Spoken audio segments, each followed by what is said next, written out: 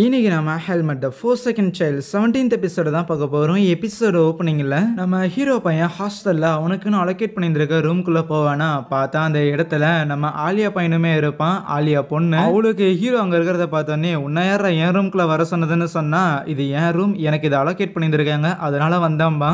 என்னது இந்த ரூமை உனக்கு அலோகேட் பண்ணியிருந்திருக்காங்களா? வாய்ப்பே கிடையாதுன்னு செம்ம கடுப்பில் இப்போ நான் ஒரு விஷயமா போயிட்டு வருவேன், வர வரைக்கும் நீ எதையுமே தொடக்கூடாது, கப் சுப்புன்னு அதே இடத்துல நிற்கணும் பாருன்னு கத்தி விட்டு போக ஒரு மனிதன் இந்த அளவுக்கு என்ன வெறுக்கிறதுக்கு நான் அப்படி என்ன பண்ணேன்னு எனக்கே தெரியலையேன்னு ஹீரோ பேபான்னு முடிச்சிட்டு இருப்பான். ஆலியா நேரா ஸ்கூலோட பிரின்சிபல் கூட தான் சண்டைக்காக போக ஆலியா கண்டிப்பா வருவான்னு அந்த பிரின்சிபலுக்கும் தெரியும். என்ன மேட்டர்னா ஆலியா ஒரு பொண்ணு தானே, ஸோ அவளுக்குன்னு செப்பரேட்டா ஒரு ரூமை அலோகேட் பண்ணியிருந்திருக்காங்க. ஆனா சும்மா அலோகேட் பண்ணா டவுட் வந்துரும்ல, அதனால தான் இந்த அகாடமியோட ஒன் ஆஃப் த டாப் ரேங்கிங்கான ஒரு ஸ்டூடெண்ட், அதனால தான் இப்படி தனியான ஒரு ரூமை கொடுத்துருந்துருக்காங்க. அப்படின்னா ஒரு பொண்ணுங்கிற மேட்டர் உனக்கு தெரியும், தனியாக எனக்கு ஒரு ரூம் தரணுங்கிற விஷயம் தெரியும், அப்படி இருந்துகிட்டு எதுக்கே நீ இந்த ப்ராமிஸை மீறின, தேவையில்லாம எதுக்கே எனக்கு ஒரு ரூம்மேட்டை போட்ட அப்படின்னு பிரின்சிபல் கிட்டே சண்டைக்கு போனா அந்த ஆள் மன்னிச்சிடுமா அப்படின்றவாரு.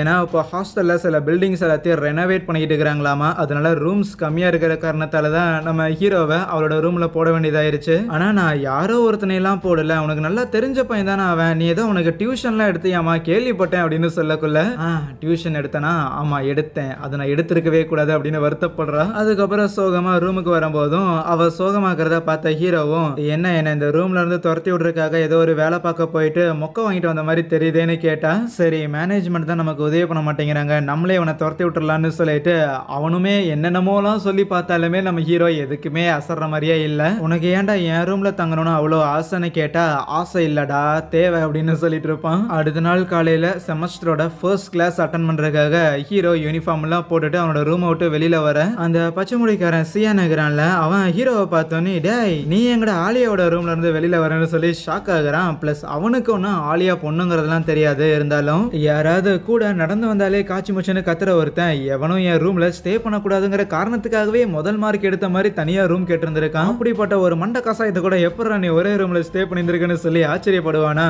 அந்த ஆலியாவுக்கு அவ்வளவு சீன் இல்லையாங்கிற மாதிரி தான் ஹீரோட ரியாக்ஷனே இருக்கும். இருந்தாலும் இந்த ஆலியாவோடமே ஒரு லூசு பையன் ஒருத்தன் உங்க டிபார்ட்மெண்ட்ல இருக்கிறான்னு நான் கேள்விப்பட்டிருந்திருக்கேன், செகண்ட் இயர் தானே நீயும் போக போற, கண்டிப்பா ஒரு சூடான பார்ட்டி, பார்த்து பத்திரமா இருப்பா அப்படின்னு சொல்லி அட்வைஸ் போட்டு தான் அனுப்புவான். அதுக்கப்புறம் ஹீரோவும் கிளாஸ் அட்டன் பண்ண போயிருந்திருக்க, இப்படி ஸ்வாட்ஸ்மேன்ஷிப் தானே சொல்லி தராங்க வால் வீச்சு, ஆகையால் இப்பதான் லீவ் முடிஞ்சு முத நாள் வந்திருக்கும் அப்படின்னு லேசாலாம் இருப்பான்னு எதிர்பார்க்காதீங்களான்னு வாத்தி எல்லாரையும் லேப்போட சொல்றாரா. சரின்னு 20 ரவுண்டு எல்லாரும் ஓடி வந்துகிட்டு இருக்க, அப்போ அதுல எரன் அப்படின்னு ஒரு பையன் இருப்பான். அவனும் ஒரு நோபல் ஃபேமிலியை சேர்ந்தவன் போல, அவன் ஏற்கனவே ஃபர்ஸ்ட் இயர் இங்க தான் படிச்சிருந்திருக்கான் போல, கூடவே என்ட்ரன்ஸ் எக்ஸாம்ல நடந்த சம்பவங்களை பத்தியும் அவன் கேள்விப்பட்டிருந்திருக்கான். அதனாலே அவனை அசிங்கப்படுத்தி பார்க்கலான்னு ஓடி வரக்குள்ள ஹீரோவோட காலை தட்டி விட பார்த்தா நம்ம ஹீரோ அவனை தள்ளி விட்டு போறான். இன்னைக்கு இவனை ஏதாவது பண்ணணும்டான்னு சமகான்ல ஒன்ஸ் ரன்னிங்லாம் முடிஞ்சதுக்கு அப்புறம் ஹீரோ கிட்ட சண்டைக்கு வரும்போது அப்போ அந்த சபட்டும் அவன் கூட இருந்த பசங்க தான் அந்த எரனை சமாதானப்படுத்தி வா வா அப்புறமா அவனை பார்த்துக்கலாம் வெளியில வச்சு முடிச்சிடலாம் அப்படின்னு பேசிக்கிட்டு இந்த காமனர்ஸ்க்குலாம் அறிவே இல்லைங்கிற மாதிரி திட்டிட்டு வரும்போது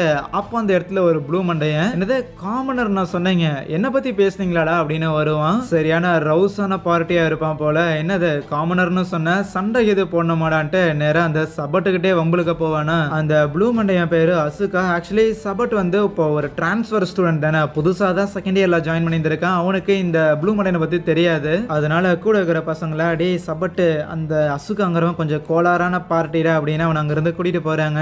இதையெல்லாம் பார்த்த ஹீரோவுமே ஓகே அப்படின்னா அந்த சியான் சொன்ன அசுகாங்கிற பையன் அது இவன் தானா அப்படின்னு தெரிஞ்சுக்கிறான். ஆனா அந்த அசுகா பிராக்டிஸ்க்கு லேட்டா தானே வந்திருப்பான், அதனால அங்க இருக்கிற வாத்தியாரும் லேட்டா வந்துட்டு அப்படியே அழகா கிரௌடுக்குள்ள வந்து உட்காந்துக்கலான்னு பாக்குறியாடா, போய் 30 ரவுண்டு ஓடிட்டுவான்னு சொல்லி எக்ஸ்ட்ராவா 10 ரவுண்டு கொடுத்து அனுப்பி விட்டுறாரு. அதுக்கப்புறம் ஹீரோ பையனும் சும்மா ஸ்வாட் ஸ்விங் பண்ணிக்கிட்டு இருக்க, அவனுக்கு தான் எல்லா விதையுமே ஏற்கனவே தெரியுமே, இதனடா போர் அடிக்குதுன்னு சும்மா கட்டைய காத்துல சுத்திக்கிட்டு இருக்கும் போது ரன்னிங்க முடிச்சுட்டு வந்த அசுகாவும் ஹீரோ கிட்ட ஏன்பா நீ எனக்கு நன்றி சொல்லலையா, அவனுங்க கூட சண்டை போட பார்த்தாங்க, நான் தான் உனக்கு காப்பாத்தணும்னு சொல்லக்குள்ள நான் உன்கிட்ட உதவி கேட்டிருந்தா நீ பண்ணியிருந்தேன்னா அப்போ நான் நன்றி சொல்லியிருப்பேன்னு சொல்லக்குள்ள இருக்கட்டும்னு சொல்லிட்டு அவன் ஹீரோ கிட்ட ஹேண்ட் ஷேக் பண்ண வரும்போது அவன் கையில இருக்கிற ஆறாவை நம்ம ஹீரோவால உணர முடியுது. ஹீரோ அதை ஃபீல் பண்ணிருக்காங்கிறத அந்த அசுகாவுமே உணர்ந்துட்டு பரவாயில்லையே உன்னோட உள்ளுணர்வு நல்லா தான் இருக்கு, ஆனா நீயும் நானும் காமனர் அப்படிங்கிற ஒரே காரணத்துக்காக உனக்கு ஏதாவது உதவி தேவைப்படுதுன்னு சொல்லி என்கிட்ட வந்து நட்பு பாராட்டணும்லாம் விருப்பப்படாத, உதவிக்காக மட்டும் என்கிட்ட பழகிற எவனையும் எனக்கு பிடிக்காது அப்படின்னு பேசிட்டு போவானா.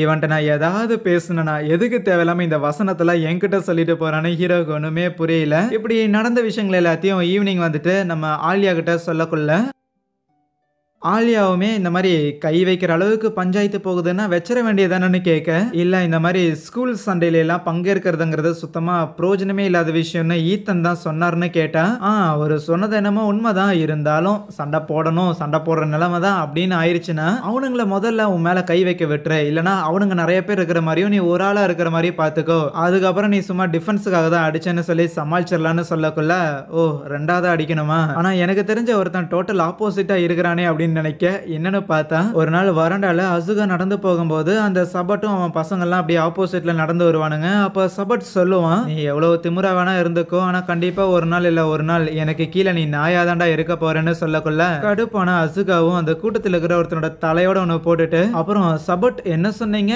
என்ன ஒரு நாள் இல்ல ஒரு நாள் உங்களோட அடிமையை மாத்த போறீங்களா, அவ்வளவு நாளா வெயிட் பண்ண முடியாது, உங்க அடிமையா இருக்கணும்னு இப்பவே விருப்பப்படுறேன், அதனால இப்பவே ஏதாவது பண்ணுங்கன்னு கேட்பான். சபட்டும் அசுகாவை பத்தி சில விஷயங்கள்லாம் தெரிஞ்சு வச்சிருந்திருக்கான். அசுகா இப்பதான் ரீசெண்டா சஸ்பெண்ட் ஆயிட்டு வந்திருக்கான். பயங்கர கோபக்காரன், நோபலா இருக்கிறவங்கிட்ட வம்பலுப்பாங்கிறது ஒரு பக்கம் இருந்தாலும் அவன் டாப் ரேங்கிங் ஸ்டூடெண்ட் ஆமா இந்த டிபார்ட்மெண்ட்டை பொறுத்த வரைக்கும், அதனால தான் அவன் சஸ்பென்ஷனை கேன்சல் பண்ணியிருப்பாங்க. ஆனா மறுபடியும் இன்னொரு ஒரு சண்டை போட்டா கண்டிப்பா அவனை துரத்தி விட்டுருந்துருவாங்களா, அதனால வேணுனே வம்பலுக்கிற விதமா, உனக்கு உண்மையாலுமே அவ்வளவு கோவம் இருந்துச்சுன்னா முதல் அடியை நீ என் மேல வை, அதுக்கப்புறம் நான் உன்னை அடிக்கிறேன்னு கேட்பானா. அகாடமில இருக்கிறதா வேணாமாங்கிற மாதிரியான ஒரு சுச்சுவேஷன். ஆனா இவன்ட்டெல்லாம் பணிஞ்சு போக முடியாதுன்னு வாயிலே ஒன்று வைக்கலான்னு போக ரெண்டு பேரையும் யாரும் அடிக்கிறாங்க. அவங்க இந்த டிபார்ட்மெண்ட்ல இருக்கிற ஒரு மேடமா இருப்பாங்க, அவங்களும் ஒரு டீச்சர் தான். அவங்க சபட்டை திட்டுறதோட நிறுத்திக்கிறாங்க. இருந்தாலும் நம்ம அசுகாக்கு தான் அடியும் ஜாஸ்தி திட்டும் ஜாஸ்தியா விலகுது. ஸோ அசுகா இந்த டிபார்ட்மெண்ட்ல சர்வை பண்றதுக்கு இவங்கள மாதிரியான சில வாத்தியாரங்களும் காரணம் தான். இவங்கெல்லாம் இல்லைன்னா எப்போ இந்த டிபார்ட்மெண்ட்ல சண்டை போட்டு கிளம்பிந்திருப்பான் போல.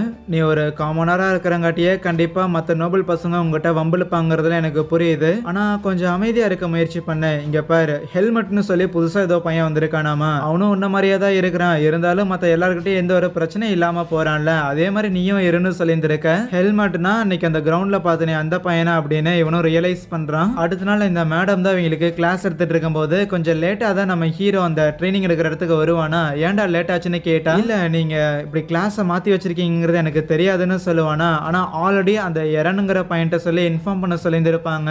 அந்த எரன் ஹீரோவை ஒரு மாதிரி முறைச்சு பார்க்கக்குள்ள ஹீரோவும் எதுக்குடா வம்பன்ட்டு, ஆமா மேடம் அவன் சொன்னான், நான் தான் மறந்துட்டேன், ஏன் தப்புன்னு சொல்லிட்டு லைன்ல வந்து நின்னுக்குவானா. ஹீரோ பொய் சொல்றான்னு அந்த மேடமுக்கும் தெரியுது. ஈவன் அசுகாவும் எதுக்கு இப்படி இந்த பையன் பயந்து திரியிறான் அப்படின்னு செம்மையா கடுப்பாகிறான். அதுக்கப்புறம் அந்த மேடமும் சம்திங் ஒரு ரக்பி பால் மாதிரி ஒன்று இருக்கு, அதை மாறி மாறி த்ரோ பண்ணி ஏதோ ஒரு எண்டூரன்ஸ் ட்ரைனிங் வந்து பண்ணணும் அப்படின்னு சொல்லி கொடுத்துருப்பாங்க. அப்போ அசுகாக்கு ஹீரோவை பார்க்கும்போது காண்டாவே இருக்கும். என்னடா இவன் முத நாள் பார்க்கும்போது எவன் கூட வேணாலும் சண்டை போடுற தோணியில தான் இருந்தான், ஆனா உப்ப பார்த்தா நோபல் பசங்க கிட்ட எதுக்கு சண்டை போடணும் அப்படின்னு சொல்லிட்டு ஒரு மாதிரி பணிஞ்சு போற மாதிரி தெரியுது. இவன் இடத்துல நான் இருந்தா இப்படி எல்லாம் பண்ணவே மாட்டேன், இவன்லாம் ஒரு ஆளா அப்படிங்கிற மாதிரி சொல்லி அவன் கடுப்புல இருக்கு. அப்போ ஹீரோமே அந்த ரக்பி பால் மாதிரி வச்சுக்கிட்டு மற்ற பசங்களுக்கு தூக்கி போட்டு அப்படி ஏதோ ட்ரெயின் பண்ணும் போல. அப்போ ஹீரோ அந்த எரனுங்கிற பையனுக்கு தூக்கி போறதுக்கான ஒரு வாய்ப்பு ஒன்று கிடைக்குமா, இந்த மாமே வச்சுக்கோ அப்படின்னு சொல்லி வச்சு தூக்கி எறிவான். அவன் வயிற்றுலயே செம்மையான ஒரு அடி.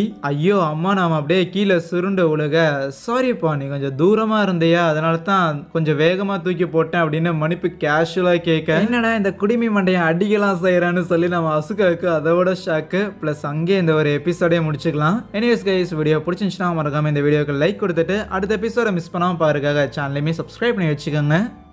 சரி, தேங்க்யூ.